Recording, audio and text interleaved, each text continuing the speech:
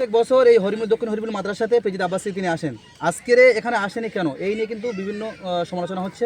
এই বিষয়ে আপনি কি বলেন? আপনার সাথে তো কথা হয়েছে আব্বাস সিদ্দিক ভাইজান। দেখুন, আব্বাস সিদ্দিক ভাইজানের সঙ্গে কথাও হয়েছে, একটু আগে ফোন করেছিলাম, কিন্তু ঘন্টা দুই আগে।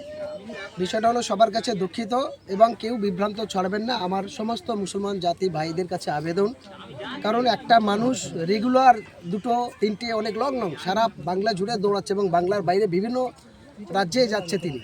হ্যাঁ, লাগাতারভাবে প্রোগ্রামে আছেন। তিনি যেতে চাইছেন না এমনও বহু জল চাই, কিন্তু তারপরেও কমিটির লোকেরা তাকে ছাড়ছে না, লাগাতারভাবে দাওয়াত। এভাবে চলতে চলতে তো মানুষের শরীর ক্লান্ত হতে পারে, অসুস্থ হতে পারে। এবং কালকে থেকে কাল দুপুরের পর থেকে প্রচণ্ড তিনি অসুস্থতার সঙ্গে আছেন, একদম গলা চলছে না। এবং রাতেও ভেবেছিল ঠিক আছে হরিমূলে যাব, ক্যানিং থানার অধীনে হরিমূলে এখানে জলসাটায় যাব। তারপরেও রাত্রে খুবই শরীর খারাপ। তারপরে উনি সকালবেলা একটা ডাক্তারের কাছে যাবে বলে কথা হয়েছে, ডাক্তারের টাইম নিয়ে আছে, তার 10টা 15 টাইম ছিল। সে 10টা 15 যদি ওখানে যায়, ওখানে দেখা গেল 11টা 12টা বেজে যাবে, সেক্ষেত্রে হরিমলে জলসে আসাটা খুব প্রবলেম।